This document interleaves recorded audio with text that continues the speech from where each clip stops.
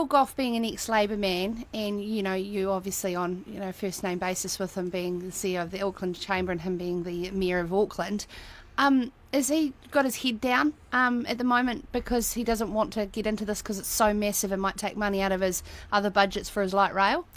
Yeah, I think your biggest problem in Auckland is that people actually acknowledge there is a problem.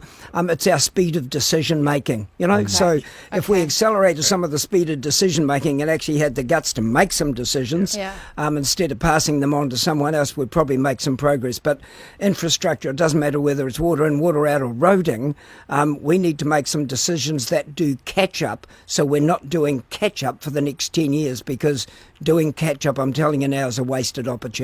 You're acknowledging that this is both an urban and a rural issue, which is instead it's been pitched as a great divide, isn't it? It isn't a great divide, I think, I come back to where we started. When I have a look at the farming community, they've set some goals, so they've acknowledged the problems, set some goals. They've taken it on personally. Well, I'm saying that the same ownership needs to happen in town. And the general feeling is that farmers saying, why isn't this getting out? Why isn't this information getting out? We know we've got a human effluent management problem.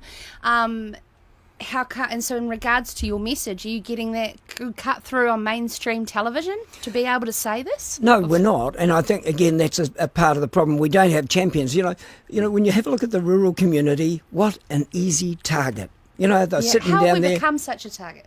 Because you're an easy target. The farming community, rich capitalist bricks, for goodness sake, Yeah, but they've never been sort of rallied into action more than they have in the last few weeks, and that might backfire. But even so, I think if you have a look in the last, few years with the milk prices as low as what they have been, and yet the farmers have still invested, still taken ownership, and still set some goals so that their grandchildren can use the waters near their farm. I think it's great.